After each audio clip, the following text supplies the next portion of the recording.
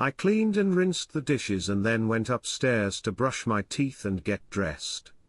I thought about what had happened after Daisy announced she was leaving with Bruce, the love of her life, and how it had affected me. We had been together for 13 years, 10 of them married. At the time, I was absolutely devastated. To make my situation even worse, she casually admitted that she had cheated on me with him repeatedly during those 13 years, while he was away working to create their trouble-free future. And to make matters worse, she was deliberately planning to throw a bombshell at me in public at our anniversary party, and her friends knew it.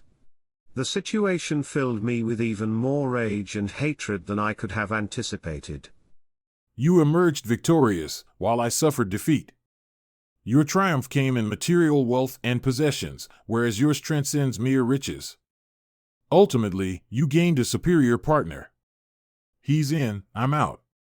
The hotel room is now solely yours for the night. I hope he appreciates the arrangements I've made for our rendezvous and the parting gift I left for you. Please refrain from returning it to me. It serves as a painful reminder of your deceitful nature. I'll be departing in my car, and I have no desire to encounter you, him, or your associates again. Inform me when your entourage arrives to collect your belongings.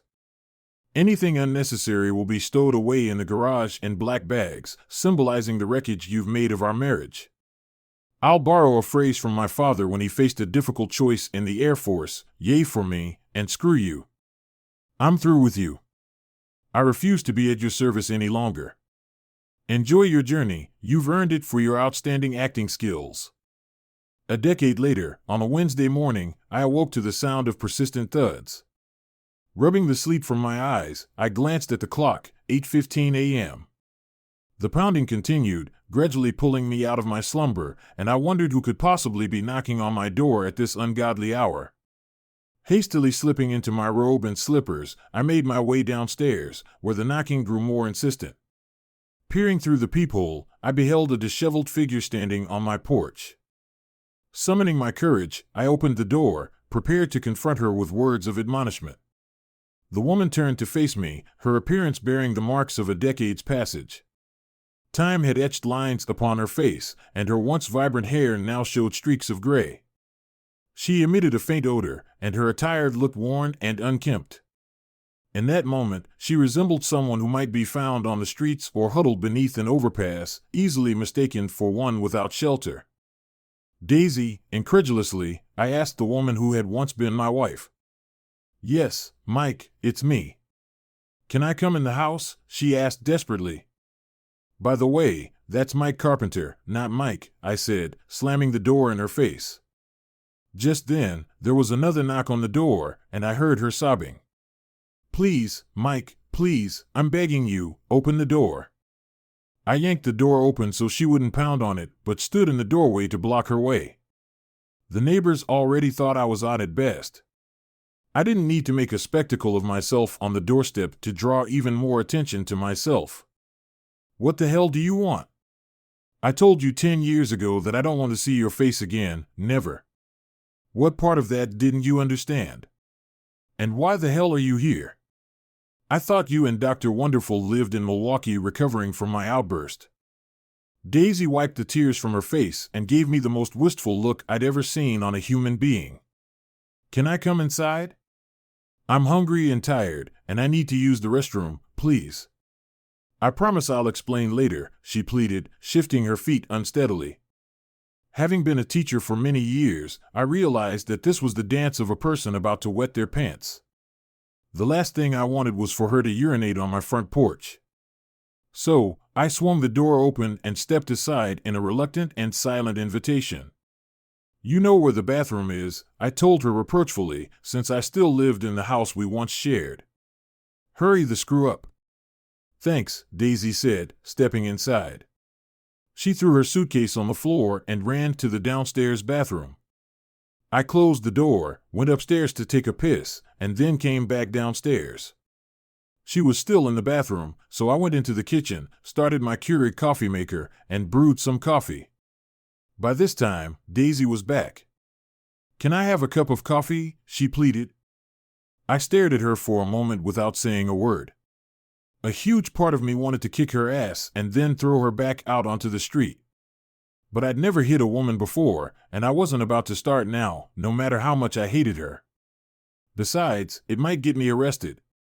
That would be one way to get money out of me, and I wasn't going to put up with that. Yeah, I hate a woman who begs me for coffee like a street urchin, and for good reason. I can be anything I want to be, a bastard and even, but I'm not an inconsiderate or rude host, and I invited you in. Well, let Daisy into my house. Daisy into my house, so I gave in, if only to watch her suffer and satisfy a lingering curiosity about her circumstances. I don't have any of that foo-foo stuff you used to put in your coffee, I told her. I have milk and sugar if you want it. Black will do, Daisy hummed thanks. I set the cup of black coffee in front of her and watched her take it with both hands. I could see her hands shaking as she sipped the hot liquid. Why are you here? I demanded. I have nowhere else to go, she finally said. I spent the last of my money on a cab fare. What happened to the love of your life? I asked sarcastically. Dr. Bruce? It didn't work out, she stammered, answering without meeting my gaze. Oh, if my sarcasm had been sharper, you could have used it to cut tile, I saw her flinch. No, we got married after the divorce was final.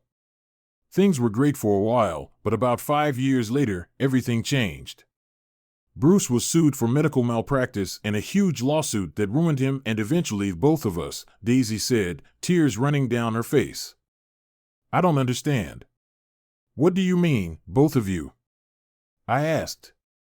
Since I was his nurse at the time, I was included in the lawsuit. We both lost our jobs and eventually our licenses to practice medicine in Wisconsin. We ended up losing everything, our house, our cars, our life savings, everything. We ended up in a small apartment and for a long time could only find minimum wage jobs. It was hell for us. Then Bruce changed and became physically abusive. He blamed me for our downfall, but it was his own fault. I was just obeying his orders. He became verbally abusive and hit me more than once. He even kicked me right between my legs. And one day, I came home from work early in the evening and found him in bed with a young girl who lived in an apartment building. So the cheater got cheated on, I remarked dryly. I couldn't help myself, grinning at the irony. I vividly recalled how she and her long-lost lover had humiliated me the night of our 10th anniversary celebration. Karma is real. Imagine that. It's not. Funny, Daisy whined. I can't imagine, nor was it funny, that you and Dr. Shithead publicly destroyed me on the night of our 10th anniversary celebration. You didn't physically abuse me, but you very well could have. It would have been easier. Those wounds heal. It's the emotional and psychological trauma that lasts forever. But you didn't care, then, did you? No, I didn't, I added, not giving her a chance to answer. In fact, I continued, do you even realize that today is the 10th anniversary of that very day? No, I didn't realize, Daisy replied quietly. Did you ever report it to the police? I asked, letting my humanity shine through. No, I was too scared. But I divorced him. A former sorority sister, a family law attorney, took me on pro bono. Unfortunately, I had almost nothing left after the divorce. I only had enough for a bus ticket and cab fare. I haven't eaten anything in 2 days. So, what do you want from me? She asked. Sympathy? I'll tell you what, you can find it in the dictionary somewhere between shit and syphilis, I replied sharply. I know you probably hate me, Daisy began, tears streaming down her face. But I interrupted her. Yes, I do hate you. I hate you as much as I once loved you, I growled. You were everything to me, but I was just a substitute for you, a meal ticket until the great guy came back, and nothing more. And now that your life has fallen apart, you dare to come crawling back to me? Where are your parents and all your friends? They've all disowned me, cried Daisy. I wonder why, I snorted angrily. Did you and the jerk have children? No, never had any. Turns out Bruce is infertile. For some reason, he blames me for that too, she said bitterly. At least humanity won't have to worry about you two polluting the gene pool, I commented dryly.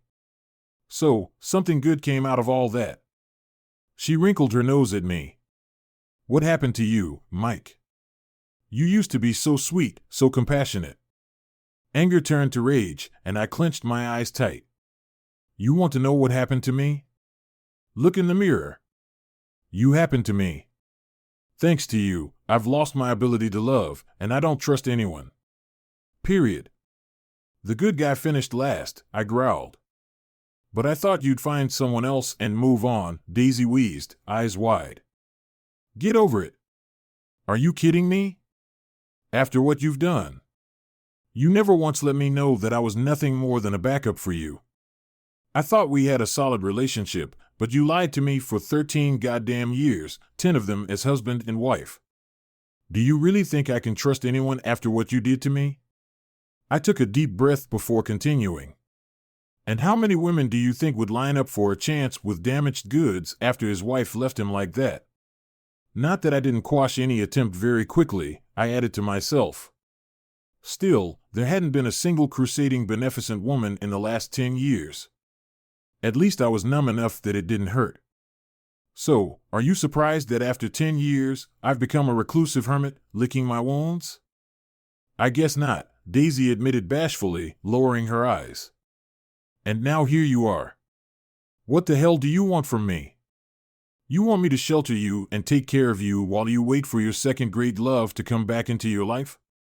Be realistic. I was hoping you'd let me stay for a while until I get back on my feet, she pleaded. There's a homeless shelter downtown, I pointed out. You should go there. That's what it's for. At least that's what I pay taxes for, to keep people like you off the streets. I went there, but they were full, Daisy admitted. I went to the WCA, and even that big church downtown, but there were no seats available. Please, Mike, I'm begging you. I'll do anything you want me to do. I'll cook, clean, and wait on you hand and foot. I wanted to lash out at her with that last comment, but clenched my jaws. She visibly flinched at my stare. What makes you think I'd want to touch you? As far as I'm concerned, you're infected walking hazardous waste, I hissed through clenched teeth. And then it hit me. You've been trying to prostitute yourself? She bowed bashfully, tears splashing onto the table as she nodded. How do I look? She asked. No one's taken, I looked at her, then said, oh, how far and hard the powerful have fallen. Then maybe I should just leave.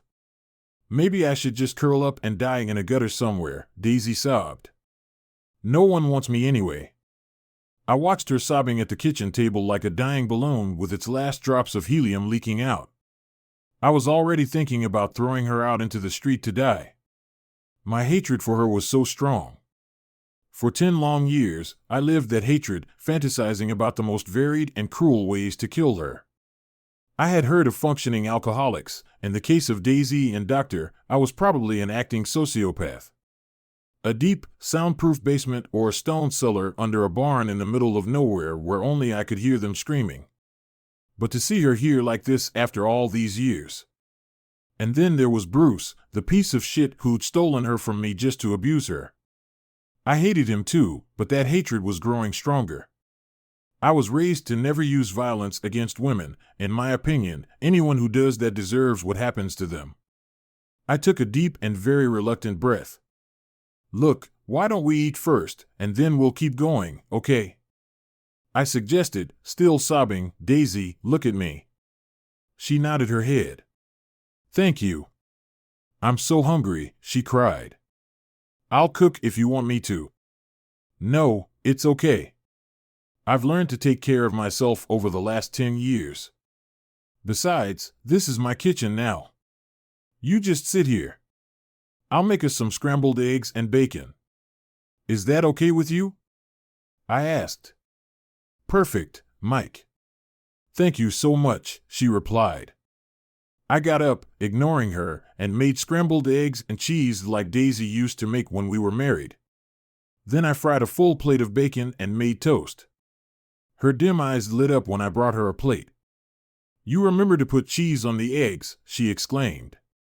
"Just like I did before." "Thank you." "You're welcome," I replied gruffly. "Now eat." I set my plate down and began to eat, watching Daisy dig into her food as if she hadn't eaten in a long time. Her face never took her eyes off her plate as she shoved one forkful after another into her mouth, stopping only to grab a piece of bacon or toast. When she was done, she didn't have time to lick the plate clean. "How delicious, Mike." "Thank you," she said. "You've become quite a good cook." "I'm sorry, but I haven't eaten in a while," she continued. "That's okay." "Are you still hungry?" I asked. "No, thanks. But could I have another cup of coffee?" "Sure," I said and took her cup. When I returned, she took a sip and set the cup back down. "Are you feeling better now?" I asked. "A little. The food has helped a lot." "Good. The shower will probably help too." I said, "No offense, but you stink." "Oh," Daisy said quietly, sinking down in her chair and deflating again. "I'm really sorry about that. I've been riding the bus for a few days now. Can I use your shower, please?" "Please?" "You know where it is," I said. "The towels are where they've always been laid out. I wondered when you're clean. My robe will hang on the back of the door. Whatever you do, don't put that robe back on after your shower. You can use the washer and dryer for your clothes." After that, I grumbled that I would have to scrub the bathroom and toilet with bleach after she slipped into the bathroom with her suitcase. I cleaned and rinsed the dishes and then went upstairs to brush my teeth and get dressed. I thought about what had happened after Daisy announced she was leaving with Bruce, the love of her life, and how it had affected me. We had been together for 13 years, 10 of them married. At the time, I was absolutely devastated. To make my situation even worse, she casually admitted that she had cheated on me with him repeatedly during those 13 years while he was away working to create their trouble-free future. And to make matters worse, she was deliberately planning to throw a bombshell at me in public at our anniversary party, and her friends knew it. The situation filled me with even more rage and hatred than I could have anticipated. I should have just ripped my heart out, dropped dead, and saved everyone, including me, a lot of trouble. Things got so bad that the principal of the school where I taught strongly advised me to see a psychologist. I did as he advised, and it helped to some extent. I was able to contain my hatred enough to cope with day-to-day interactions with students and other faculty members. But still, I couldn't get close to anyone, male or female. My counselor suggested that I write an essay to get my innermost feelings out. In her opinion, this way I could banish the hatred and mistrust from my mind to some extent. It worked, and in time I was able to socialize with other people. But I was never able to make a relationship with anyone, never becoming more than a grumpy coworker at work or a prickly neighbor at home. By the time I finished the essay, however, it had turned into a 300-page manuscript. My counselor was so impressed that she suggested I publish it. She even put me in touch with someone she knew in the business. The book was published a year later, and although it never made the New York Times bestseller list, enough copies were sold to provide me with a pension. Of course, I changed the names, but it remained the story of how my wife screwed me over and the pain it caused. Probably just as much help in keeping my sanity was when I started practicing martial arts. Two sensei asked me to quit after I got too hyped in sparring classes. Then, at the community center, I found a twice-divorced retired Marine who took me under his wing. He didn't flinch during sparring when I imagined beating Doctor to a bloody pulp. However, he had taught me that letting my emotions fight was a sure way to get my ass kicked. Letting my cold hard brain channel rage into striking power was a skill that took a long time to develop. After all, I could break concrete blocks, but not after getting a legion of bruises. But I never expected to see Daisy again. Never. And I didn't think she'd be in such terrible shape. She didn't look well at all, and I began to wonder if she was suffering from some sort of illness. I also found that most of my anger was now directed at Bruce. My intuition told me to throw her out on the street, but something inside me doubted the rightness of such a move. What if something happened and she died? Would I be able to live with myself? The potential of being in an even worse emotional position than I already was didn't seem appealing. And would I be able to be legally responsible? I decided to get a second opinion and called my mom. "Good morning, Mike," Mom said when I answered. "This is a pleasant surprise. What's going on? Guess who showed up at my door this morning?" I asked, skipping all our usual pleasantries. "I won't tell you who," she asked curiously. "Daisy," I said. I heard my mom sigh. "What's wrong? What does she want?" Mom asked. I told her what had happened to Daisy and relayed what she had told me. "She doesn't look well at all, Mom.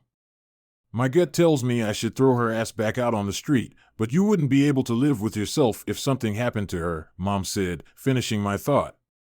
"No, I don't think I could. Besides, she was so abusive to Bruce."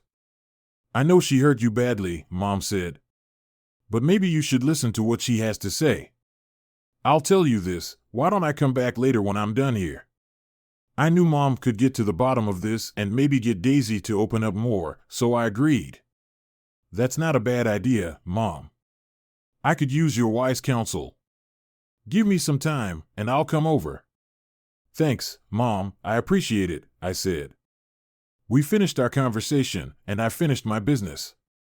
I put on a t-shirt and my usual summer clothes and went downstairs. Daisy had already put her clothes in the washing machine and was waiting for me in the living room, dressed in my old robe and slippers. I didn't know if she was wearing anything else, nor did I care. Even though the robe was pulled tightly over her body, I noticed dark stains on her legs. She smelled better, but she didn't look any healthier. "Would you like some more coffee?" I asked. "I'd love some, please," she replied. I poured another cup of coffee and joined her in the living room. She took a sip, and I could see that her hands were shaking again. "Thank you," she whispered. "My clothes are in the washing machine. I'll leave when they're done." "There's no need to rush," I told her. "I have a few questions I'd like answered if you don't mind." "Sure," Daisy said with relief.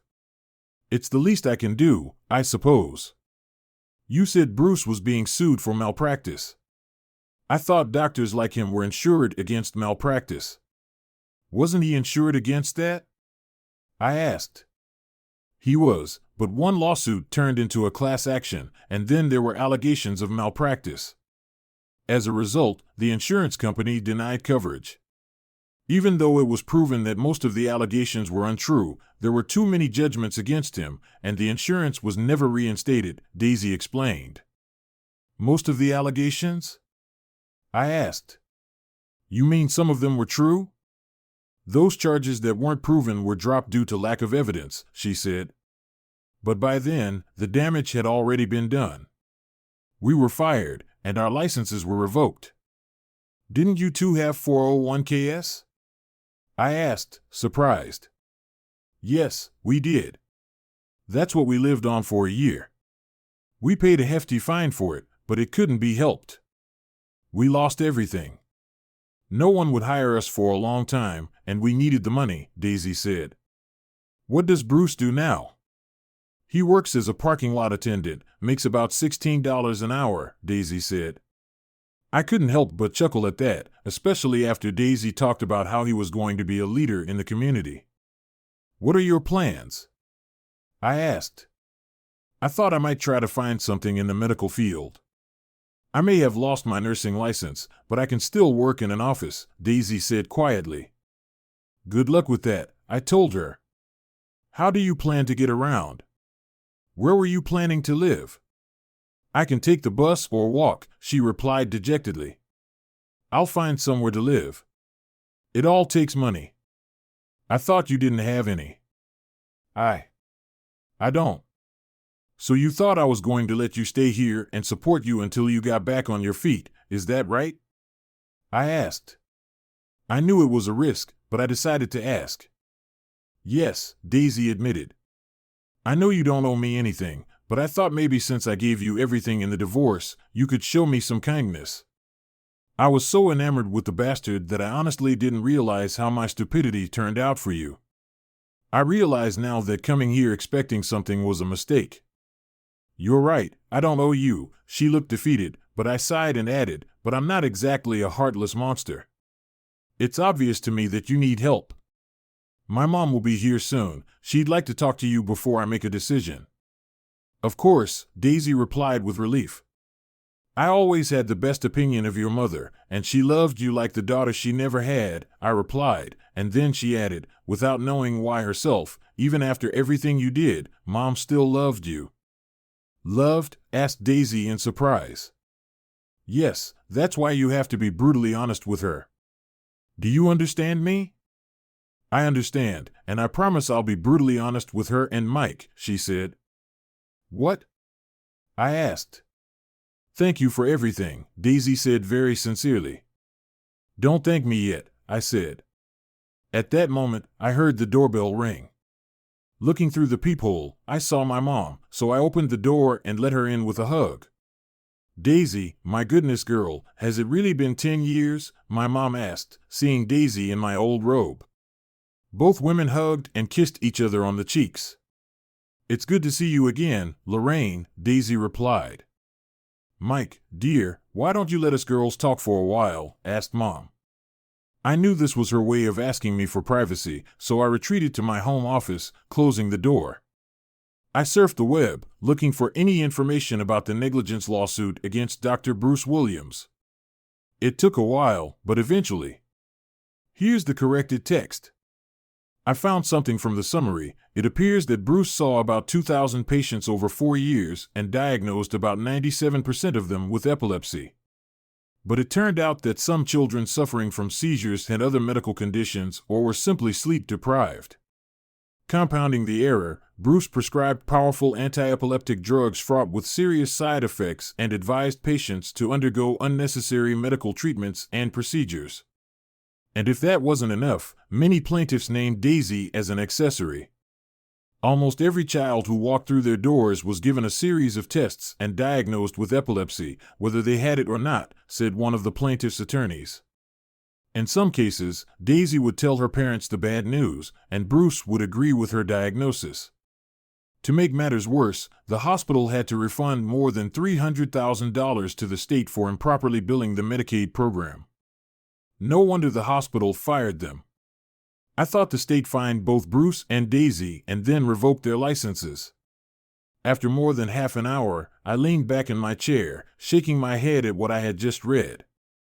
I had no doubt in my mind that Bruce was the mastermind behind the scheme, and Daisy was simply going along with everything he said.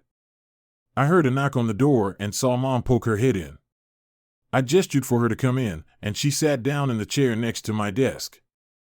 What's wrong? I asked. I think Daisy needs to see Dr. McGregor as soon as possible, Mom said, the serious look on her face making me sink. Terry McGregor had been our family doctor for many years, and Mom had worked for him until she retired a few years ago. Oh, why? I can't diagnose, but I've seen quite a few women with cancer.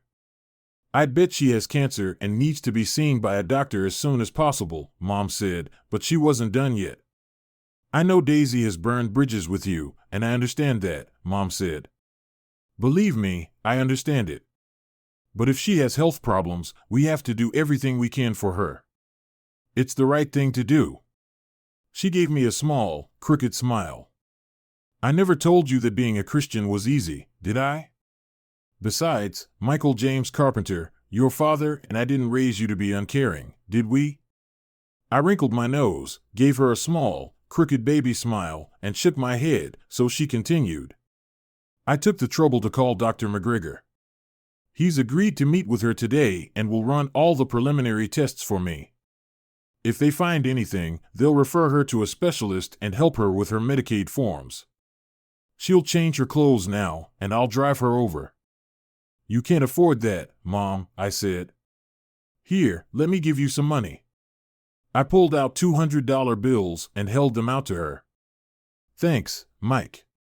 You're a good son. Thanks. She wanted to be clear that I'm not doing this for her. I'm doing this because of the way you raised me. And that doesn't mean I forgive her or take her back, I added with determination. I understand, Mom replied quietly. An awkward silence ensued. Did she tell you that bastard Bruce beat her up? I finally asked. Yes, she did. Her completely neutral expression and completely level tone surprised me. I nodded my head curtly in acknowledgement. That bastard should pay for this, I thought. Another awkward silence ensued. Call me if you hear anything, I said. I will, Mom assured me, and kissed my forehead before leaving the office. I walked out and saw Daisy in a different dress. It was clean, but just as threadbare as the one she was wearing earlier. Thanks for breakfast, she said meekly. You're welcome, I replied stiffly. I held the door open while they left the house, then closed and locked it. When I saw them leave, I grabbed another cup of coffee and headed to my office, where I researched Bruce and Wisconsin laws regarding spousal abuse. What I found didn't bring me relief. One website said that while the state takes abuse allegations seriously, many cases can only be prosecuted within 3 years of their occurrence. I had no idea how much time had passed since Bruce had attacked Daisy, but my gut told me there was likely little the authorities could do. I was more than cynical. There wasn't much they could take away from him, and if they put him in jail, the state would have to pay for his treatment and 3 squares a day in an overcrowded system. At best, community service. If the state won't punish him for me, I may have to do it myself. But how? Frustrated, I shut down the computer, changed into workout clothes, and went downstairs to punish myself on my new state-of-the-art stationary bike. I programmed the trainer so that it would take me over rugged, mountainous terrain. I focused on the scenery displayed on the widescreen monitor. Daisy wasn't the only one who had changed in the last 10 years. When we'd gotten married, I had been trim but out of shape. Today, I was not only trim but quite fit and liked to work out at least 3 times a week, giving it my best. After my workout, I showered and dressed, which did wonders for my overall mood. Then ate a light lunch while watching the news. It was already 3 in the afternoon when I finally heard my mom's message. I was starting to wonder what happened to you guys. I said as I answered the phone, we just finished with Dr. McGregor, Mom replied tiredly. From the tone, I suspected that Daisy was out of hearing range. What have you heard? I asked, very worried about Daisy. The tests aren't good, Mom said. He thinks she might have cervical cancer, but he wants a second opinion from an oncologist. An oncologist? I exclaimed, mentally picturing dollar signs. She filled out forms for Medicaid and emergency state assistance, Mom said. She has an appointment at the cancer center on Friday. Dr. McGregor has already made that appointment. He also said she is eating very poorly and believes she has been physically abused. We know she's been abused, I said. And she told me she hasn't eaten in days. He seems to think it's much worse than that, Mom said with a sigh. It's not just the amount of food, it's about her not getting all the vitamins, minerals, and nutrients she needs to stay healthy. I could see she was worried. Look, Mike, it's getting late, so I'm going to take her to get something to eat and then stop by Walmart to pick up a few things. We'll stop by and pick up her suitcase if you don't mind. I think she should stay at my place. We have a lot to talk about, and I think she'll be more comfortable talking to a woman. I think that would be best, I quickly agreed, glad to have this problem off my shoulders. I'll be here. Thanks for letting me know. I'll call you when we're on the road, Mom said. Love you, son. Love you too, Mom, I replied before ending the call. She called back about 3 hours later to let me know they were on their way. I held the door open as they entered the house.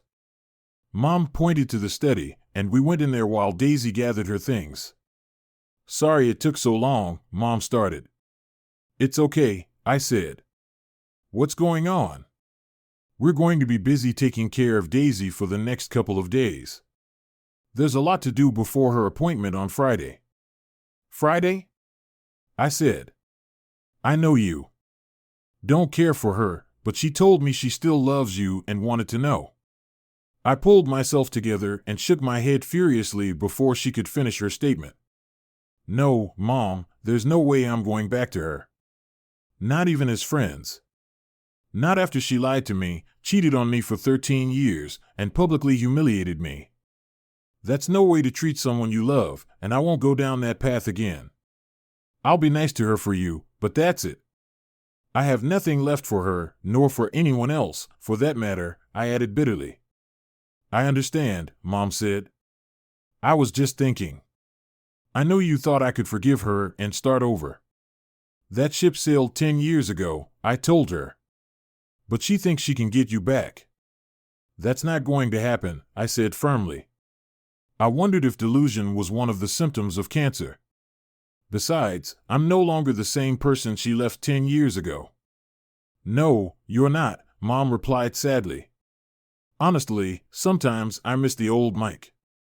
At least he laughed and smiled once in a while. Can you at least come over for dinner Friday night? I'll cook your favorite meal, lasagna, I asked, suddenly feeling hopeful. Sure, she replied with a smile. I'll be there. I promised. Your lasagna always makes me smile. We hugged and walked back to the front room where Daisy was waiting with her suitcase. I'll stay with your mom if that's okay with you, Daisy said weakly.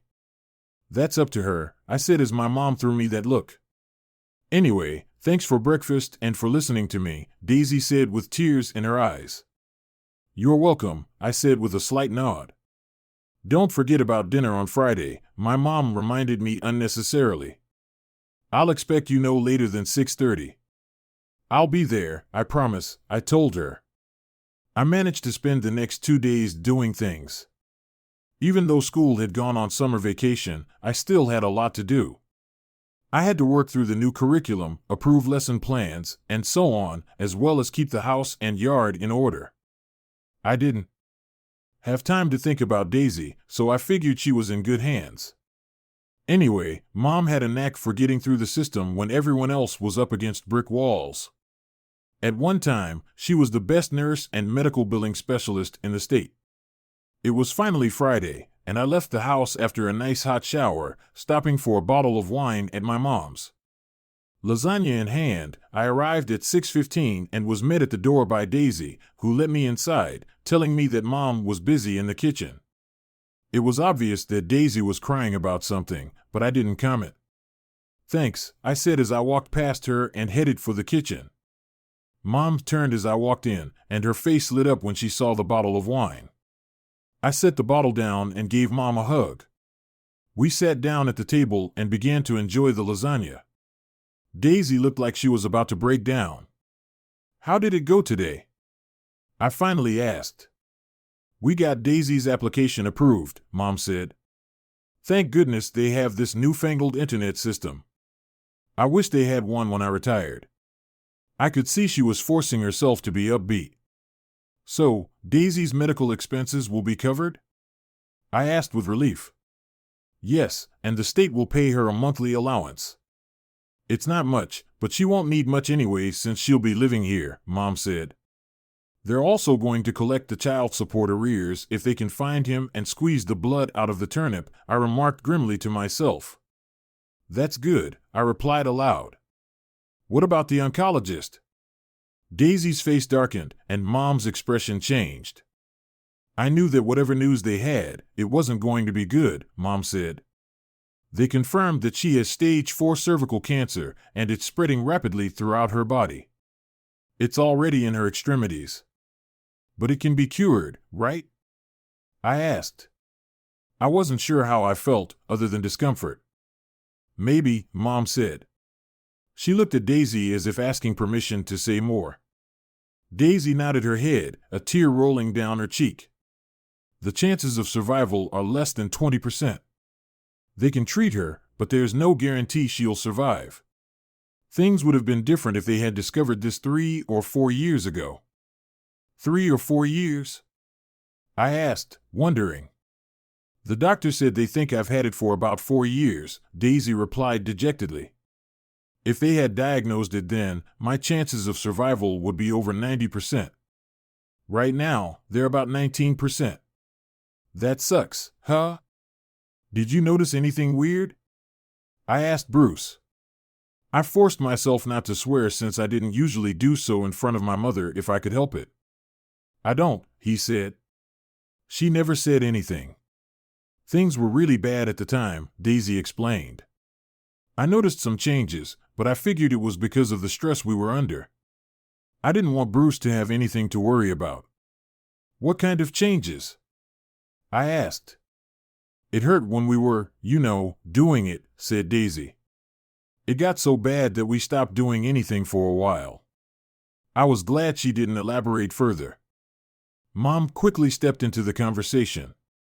They have some new medication they can give her that might help, she said. The doctor said they might increase her chances by 10 or 15%. That's better than nothing. So what are you going to do? I asked Daisy. I don't have much of a choice. Either fight or lie down and die. And I'm not ready to die yet, said my ex-wife, with her former fervor. I've got things I should do before I die. I didn't bother to ask what those things were. And how long will this treatment take? I asked my mom. It could take up to a year, she said. Or maybe more. A year? I thought. A lot can happen in a year. Would I be able to last that long? And will Daisy stay here with you the whole time? I asked sternly. I definitely didn't want her in my house. I think it's for the best. I may be retired, but I still remember how to take care of patients. I'll be here with her all the time, and I know who to call in case of an emergency, Mom said. I suppose that makes sense, I reluctantly agreed. Will you be able to handle this arrangement? My mom asked me. I looked at Daisy, mulling over Mom's question. There was a time when I would have been willing to do almost anything for the woman sitting across from me. Then I remembered how she had so unceremoniously dumped me in public for Bruce. Daisy saw the look on my face change. I know you don't trust me, she stammered. That's the understatement of the year, I said, interrupting her. Let me put it to you this way. If you ever hurt my mother in any way or cause any mischief, so help me God, I will personally throw your ass out on the street, cancer or no cancer. Do you understand? Yes, I understand, Daisy said quietly, tears coming to her eyes. She lowered her gaze, watching the tears roll down her face. I don't think we need to go there, son, Mom said. Let me put the dishes away and get the dessert. I'll help you, I offered, but Mom shooed me away. That won't be necessary, son, she replied, wryly. Then she sighed. Besides, I think you two need some alone time right now. Daisy looked at me again as Mom walked away. She wiped her face before she spoke. I started reading your book the other day, she said. It's a good book, by the way. Was I really that awful to you? I have a videotape of that night from different points of view, I replied. You didn't know it, but I hired a videographer to record the party so we could show it to our kids one day. He captured the whole incident. Some of the other guests filmed everything on their phones too and gave me their videos after it was over. Oh my God, Daisy moaned, flabbergasted. I watched those videos many times to capture every move and every word spoken that night. It's all in the book. I still have those videos. Do you want to see them? I asked. My tone was light, but I'm sure my facial expression could have made a loaf of bread go moldy. No, that won't be necessary, Daisy said. No wonder you hate me to the core now after reading this. I don't even like myself very much. I never thought, that's right, you didn't think, worse, you didn't care, I spat. Every time I close my eyes, I see you and Bruce humiliating me in public, stomping on my heart like a cockroach that needs to be killed. For years, I fantasized about a million ways to kill you both, and each way has been more brutal and bloody than the last. Daisy began to sob at this revelation, looking at me with horror. But I wasn't done yet. It's all in the book. I started hating everyone after your family and friends gave me up. They all said,